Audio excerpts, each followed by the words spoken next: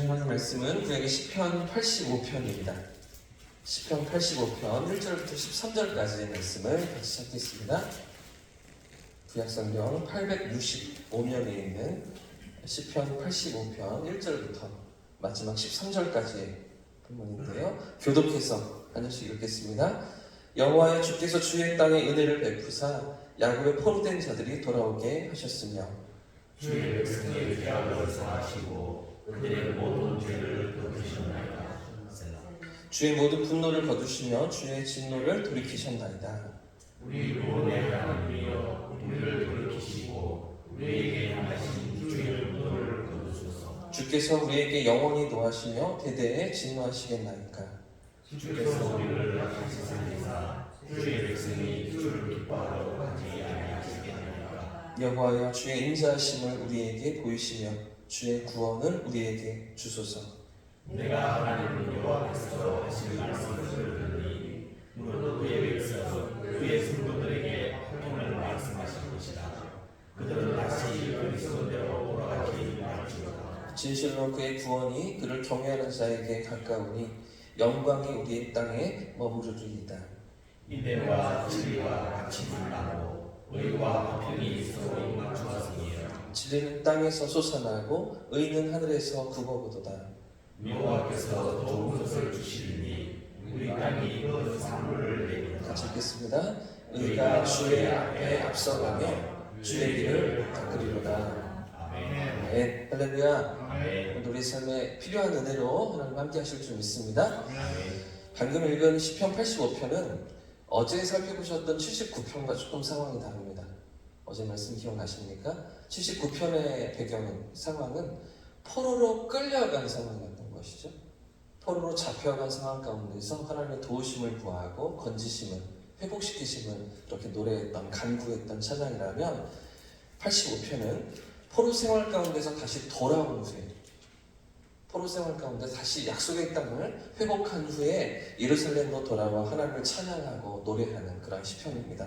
제일 첫 구절에서부터 그런 고백이 나타나고 있죠. 1절 말씀을 보시면 제가 읽겠습니다. 여호와여, 주께서 주의 땅에 은혜를 베푸사 야곱의 포로된 자들이 돌아오게 하셨으며, 이렇게 고백하고 있죠. 돌아오게 하셨다는 것입니다. 회복시키셨다는 것입니다. 주께서 은혜를 주셔서 약속의 땅으로 다시 회복하신 그런 은혜 가운데 그들이 서 있다는 것이죠. 자, 이런 상황 가운데서 이 시편의 찬양을 하나님 앞에 올려드리고 있는데요. 자, 그런데 시편 85편은 이런 시간의 흐름을 이해하시면서 본문을 보시면 보다 의미 파악이 쉽습니다. 시간 순으로 세 부분으로 나누어서 시편을 보는 건데요. 과거와 현재 그리고 미래의 세 부분으로 나누어 보는 것입니다. 먼저 1절부터 3절까지는 과거에 대한 고백입니다. 이미 포로 생활에서 돌아오게 하셨다는 것이죠. 자, 그래서 1절에서 찬양하는 것처럼 하나님께서 은혜를 베푸셨고 야곱의 포로된 자들이 돌아오게 하셨다는 것인데, 이어지는 2절과 3절을 보십시오. 어떻게 그들이 포로된 자리에서 돌아올 수 있었다고 고백하는가? 자, 2절과 3절 말씀 같이 읽겠습니다. 시작. 주의 백성의 죄악을 사하시고 그들의 모든 죄를 덮으셨나이다. 쓰나 주의 모든 분노를 거두시며 주의 진노를 돌이키셨나이다. 주께서 그 백성의 죄악을 사하셨다는 것이죠. 그 죄를 용서하셨기 때문에 그들이 돌아올 수 있었다는 것입니다. 그래서 주의 모든 분노를 거두시고 이 진노를 거두셨기 때문에, 돌이키셨기 때문에 그들이 약속의 땅으로 다시 돌아올 수가 있었다. 이런 고백을 올리고 있는 것인데요. 자, 그런데 이런 포로 귀환이 언제 이루어진 것입니까? 지금 이 시인이 고백하고 있는 찬양의 자리에서 이 포로 귀환은 언제 이루어진 것입니까? 과거에 이루어진 것이죠. 이미 하나님이 이루신 역사입니다. 그 은혜 가운데 돌아와서 찬양하고 있기 때문에 과거에 이미 지나간 일인 것이죠. 자, 그럼 지금 시인의 현재의 상황은 무엇일까요? 과거에 하나님께서 돌이키셨고 약속의 땅을 다시 돌려주셨는데, 근데 지금 시인이 처해 있는 지금 현재의 상황은 무엇입니까? 자, 4절부터 7절까지가 현재의 상황을 하나님 앞에 또 아뢰고 있는데요. 4절부터 7절까지의 말씀도 같이 읽어보겠습니다. 시작. 우리 구원의 하나님이여, 우리를 돌이키시고 우리에게 향하신 주의 분노를 거두소서. 주께서 우리에게 영원히 노하시며 대대에 진노하시겠나이까. 주께서 우리를 다시 살리사 주의 백성이 주를 기뻐하도록 하지 아니하시겠나이까. 여호와여 주의 인자하심을 우리에게 보이시며 주의 구원을 우리에게 주소서. 지금 현재가 어떤 상황이라고 시인이 고백하고 있습니까? 구원의 하나님이여 우리를 돌이키시고 우리를 향한 주의 분노를 거두소서. 이렇게 고백하고 있죠. 자, 이게 어떤 상황이라고 보여주십니까? 이 포로에서 돌아왔으면 구원하시고 돌이키신 것이잖아요. 다 이루어진 일인 것 같은데 근데 왜 이것을 다시 달라고 또 달라고 시인이 고백하고 있는 것입니까? 하나님의 진노가 다 끝난 것 아닙니까? 그런데도 왜 우리에게 영원히 노하시겠으며 대대에 진노하지 마옵소서. 왜 우리를 다시 살려주지 않으십니까? 이런 고백들을 쏟아붓고 있습니까? 왜 우리에게 주의 인자하심을 보이소서? 왜 마치 여전히 바벨론 포로에 붙잡힌 것과 같은 이런 고백들을 쏟아내고 있는 것일까요? 그 이유는 돌아온 유다 백성들의 처지를 생각해보면 쉽게 이해가 됩니다. 돌아온 그들의 삶이 포로 생활에서 비록 회복되긴 했지만 그러나 여전히 현재의 삶 가운데 두려움이 있는 것이죠. 불안한 마음이 있는 것입니다. 사방에 대적들이 가득하고요. 언제라도 돌아온 그들을 집어삼키려 하는 대적들이 호시탐탐 기회를 노리고 있는 것이죠. 16년이나 성전 재건이 지연되었잖아요. 이 대적들 때문에. 성전조차도 짓지 못하고 그 황폐한 땅에서 머물러 있던 그들. 자, 1차, 2차 귀환이 있었는데요. 3차 귀환이 있기까지. 느헤미야가 3차 귀환 백성들을 데리고 돌아올 때까지 여전히 성벽이 허물어져 있고 무너져 있는 그런 상황 가운데 유다 백성들이 있지 않았습니까?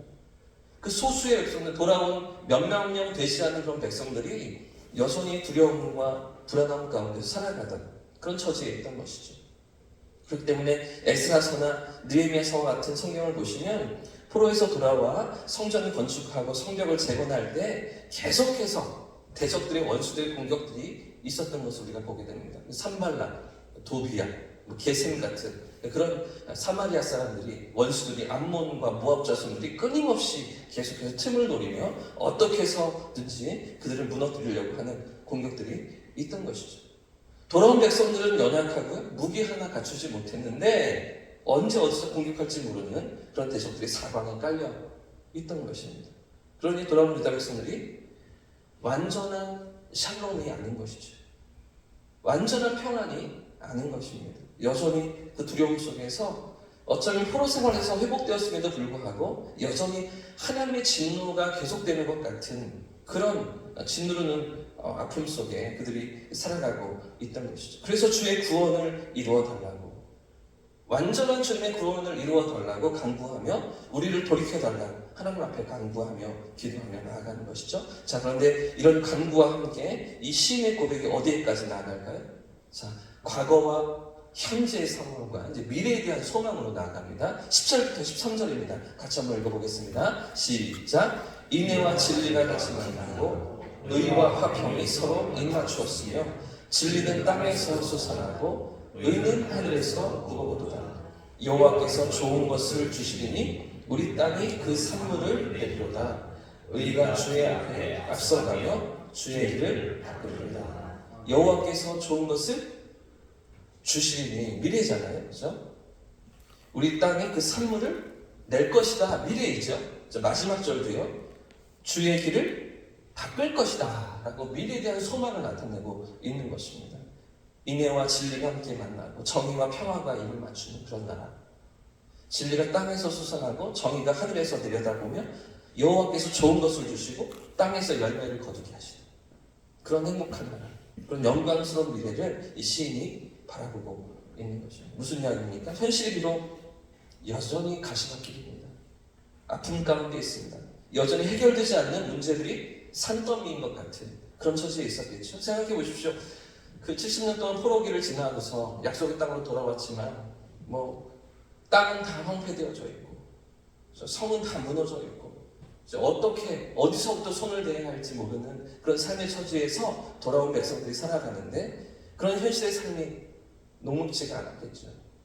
어떻게 일상을 살아가야 할지, 무엇을 먹고 살아야 할지, 어떤 일을 해야 할지 그런 어려움들이 그게 현실적인 삶의 자리에 있지 않겠습니까? 그러나 그런 삶의 현장을 지나면서도 어떻게 미래에 대한 소망을 가질 수 있는 것입니까? 어떻게 영광스러운 미래를 소망할 수가 있는 것입니까? 자, 과거에 지나왔던 삶을 보니 현실이 아픔이고 현실이 가시밭길이지만 과거에 돌아왔던 모든 삶의 기억들을 돌이켜보니 하나님의 은혜였다는 것이죠. 하나님의 손길이 여기까지 임하셨다는 것이죠. 돌아오게 하시고 회복시키시며 건지시고 구원하시는 은혜가 우리의 삶을 여기까지 임하셨구나. 이것들을 기억하는 것이죠. 또한 미래에 대한 소망을 가지고요. 미래에 대한 기대를 가지고서 내일에 대한 꿈을 가질 수 있는 것. 이것이 하나님의 인도하심을 받는 하나님께서 함께 하시는 그분의 백성들의 삶이라고 시인이 고백하고 있는 것입니다. 자, 그렇기 때문에 지금 시인이 갖고 있는 그 확신이 있는데요. 8절과 9절 말씀을 마지막으로 함께 읽겠습니다. 8절과 9절입니다. 시작. 내가 하나님 여호와께서 하시는 말씀을 들으리니 무릇 그의 백성 그의 성도들에게 화평을 말씀하실 것이라. 그들은 다시 어리석은 대로 돌아가지 말지로다. 진실로 그의 구원이 그를 경외하는 자에게 가까우니 영광이 우리 땅에 머무르리이다. 지금 시인이 갖고 있는 확신이 무엇입니까? 내가 하나님 여호와께서 하시는 말씀을 들으리니, 이 고백이죠. 그 말씀의 인도하심 앞에서 살아가는 것입니다. 오늘도 내 삶의 현실에 어려움이 있지만, 고통이 있지만, 아픔이 있지만 그 말씀의 인도하심 앞에서 믿음으로 살아가겠다라고 고백하는 것이죠. 진실로 그의 구원이 그를 경외하는 자에게 가까우니, 이 고백이잖아요. 그래야 할 때 건지시고 구원하시는 하나님을 경험하는 것입니다. 과거에 대한 은혜를 돌아보며 오늘을 살아가고 미래에 대한 소망으로 우리의 삶을 믿음으로 나아가겠다는 그런 시인의 고백이 오늘 시편 85편의 찬양이며 간구이며 고백인 것이죠. 이런 고백이 저와 우리 모두의 고백 되시기를 예수님 이름으로 축복합니다. 과거에 이끄신, 베푸신, 인도하신 은혜를 기억하면서 오늘 우리의 삶의 자리가 하나님의 손길 가운데 있음을 기억하면서 또 미래에 대한 소망을 가지고서 오늘 우리의 삶이 어떤 상황 가운데 있을지라도 주님을 믿음으로 바라보면서 말씀의 인도하심을 따라가는 저와 우리 모두의 삶이기를 예수님 이름으로 축복합니다. 이렇게 찬양하고 기도하겠습니다.